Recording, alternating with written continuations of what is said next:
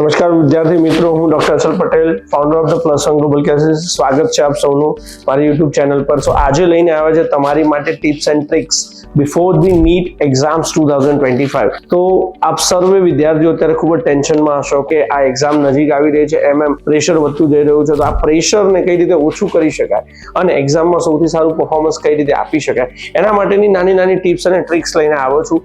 So basically starting with that કે હાલનો સમય એવો છે જેમાં તમારે બધાએ અત્યારે બધું જ વાંચવાની જરૂર નથી. So please focus on the most important weightage.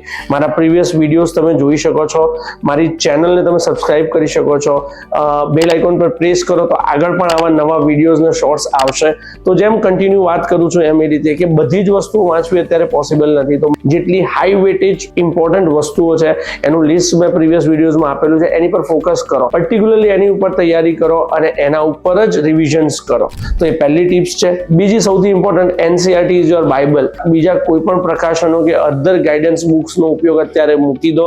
હાલ પૂરતું તમે એનસીઈઆરટી ની એક ચેપ્ટર્સ, એક એક્સરસાઇઝ, એક વર્ક તમને આવડતું હોવું જોઈએ. So that is the most important. Third most and crucial part is that your notes. તમે જે કમ્પ્રાઇઝિસ નોટ બનાવેલી છે, જે થ્રુ આઉટ યરમાં તમે જે વાંચેલું છે, એ ઇમ્પોર્ટન્ટ નોટ્સનો ઉપયોગ કરો.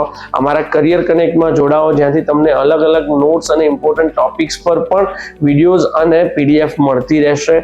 Fourth and most important is your brain mapping studies. મતલબ કે વિઝ્યુઅલ ઇમ્પેક્ટ વાળા ક્વેશ્ચન્સ, એવા ઘણા બધા જેટલા બી ટેબલ્સ છે, જેટલા બી ડાયાગ્રામ્સ છે, જેટલા બી તમારા ઇમ્પોર્ટન્ટ ટોપિક્સના પાર્ટ છે, એ બધાનો ઉપયોગ કરો અને એને જે તમારું જે બ્રેઇન મેપિંગ ટેકનિક કહેવાય છે કે વિઝ્યુઅલાઇઝેશનના કારણે વધારે તમને સુટેબલ અને યાદ રહે છે, એની ઉપર ફોકસ કરો. તો આ 4 વસ્તુઓ છે તમારી નીટ પહેલાની ટિપ્સ અને ટ્રિક્સ માટેની. જેટલું જ ઇમ્પોર્ટન્ટ છે સ્ટડી પાર્ટ, એટલું જ ઇમ્પોર્ટન્ટ છે પ્રેક્ટિસ પાર્ટ. જેટલી તમે તૈયારીના ભાગરૂપે સ્ટડી પર ફોકસ કર્યું છે, એટલું ને એટલું ફોકસ કરવું જરૂરી છે મોક ટેસ્ટ ઉપર. સમગ્ર ગુજરાતમાં પ્લસ વન કેરિયર કનેક્ટ દ્વારા ઘણા બધા ગ્રાન્ડ નીટ મોક ટેસ્ટ લેવામાં આવ્યા છે. એ ટેસ્ટના પેપર્સ પણ તમે કેરિયર કનેક્ટ પરથી મેળવી શકો છો. જેટલું બને એટલું વધારે મોક ટેસ્ટનું રિવિઝન કરો. So that is first part. Second part, જેટલા વધારે બને એટલા પ્રીવિયસ યર્સના ક્વેશ્ચન પેપર્સ છે એને સોલ્વ કરવાનો ટ્રાય કરો. થર્ડ અને મોસ્ટ ઇમ્પોર્ટન્ટ, ખાલી ને ખાલી એક્ઝામ આપવી જરૂરી નથી, એની સાથે સાથે એનાલિસિસ કરવું પણ જરૂરી છે. રોજની 40 થી 50 મિનિટ આપો તમારા એક્ઝામના એનાલિસિસ પર. કયા ક્વેશ્ચન્સ ખોટા પડ્યા છે, કેમ પડ્યા છે, એની થિયરી શું છે, એનો કન્સેપ્ટ શું છે, એને સમજવાનો ટ્રાય કરો. ચોથો અને મોસ્ટ ઇમ્પોર્ટન્ટ પાર્ટ છે કે જે પણ તમારા ક્વેશ્ચન્સના આન્સર્સ તમને મળી રહ્યા છે, જે તમે કરી રહ્યા છો, એમાં તમે શું તમારું ટાઈમ મેનેજમેન્ટ કરી રહ્યા છો. Because time management is very important. કયા ક્વેશ્ચન્સ પર કેટલી મિનિટ આપવી, ક્યાં આગળ તમારે સ્ટક થઈ જવું, કઈ રીતે મૂવ ઓન કરવું, આ પણ ડ્યુરિંગ તમારા મોક ટેસ્ટ જ સ્ટ્રેટેજી બનાવવી પડશે. તો તમે ફાઇનલ ડેના દિવસે પ્રિપેરેશન્સ કરી શકશો અને સારું પરફોર્મન્સ આપી શકશો. અને ફોર્થ અને most important point is don't demoralise yourself with the low score. કદાચ મોક ટેસ્ટની અંદર ઓછા સ્કોર આવી રહ્યા છે, it's okay, it's a time for preparation. હજી પણ આપણી જોડે 10 દિવસ બાકી છે અને આ જે 10 થી 12 દિવસ બાકી છે એનો મેક્સિમમ ઉપયોગ કરીશું અને we can have a great and good score. તો મતલબ આ 4 વસ્તુઓનો ફરીથી ઉપયોગ કરો અને તમારી જે મોક ટેસ્ટની પ્રિપેરેશન છે એને સ્ટ્રેટેજાઇઝ કરો. એટલી જરૂરી છે એક્ઝામ પહેલાની તૈયારી, એટલી જ જરૂરી છે એક્ઝામના દિવસની તૈયારી. મતલબ કે એક્ઝામનો દિવસ કઈ રીતે શાંતિથી અને બહુ જ સક્સેસફુલી જાય, એની માટે સૌથી પહેલી important tips, have a proper sleep. બિલકુલ એક્ઝામના પહેલા એટલીસ્ટ 6 થી 8 કલાકની પૂરતી ઊંઘ લો, જેનાથી તમારું માઇન્ડ એકદમ રેસ્ટિંગ પોઝિશનમાં હોય. Second most important point, have a good and healthy diet. Proper diet લો એટલે તમે ફ્રેશ રહી શકો. Third and most important, reach the exam centres before at least 1 hour. 1 hour પહેલા પહોંચી જાઓ. Fourth and most important point, એક્ઝામના દિવસે એક્ઝામના સેન્ટરમાં ધ્યાનમાં રાખવાની વસ્તુઓ. સૌથી પહેલી વસ્તુ, રીડ ધ ઇન્સ્ટ્રક્શન્સ. જેટલી પણ ઇન્સ્ટ્રક્શન્સ તમારા ક્વેશ્ચન પેપર્સની પર આપેલી છે, એ બધી જ ઇન્સ્ટ્રક્શન પ્રોપરલી ફોલો કરો. ક્યાં કઈ રીતે ફોર્મ ભરવાનું છે, કઈ રીતે OMR શીટ ભરવાની છે, કઈ પેનનો યુઝ કરી શકો છો, આ બધી જ વસ્તુનું ધ્યાન રાખો.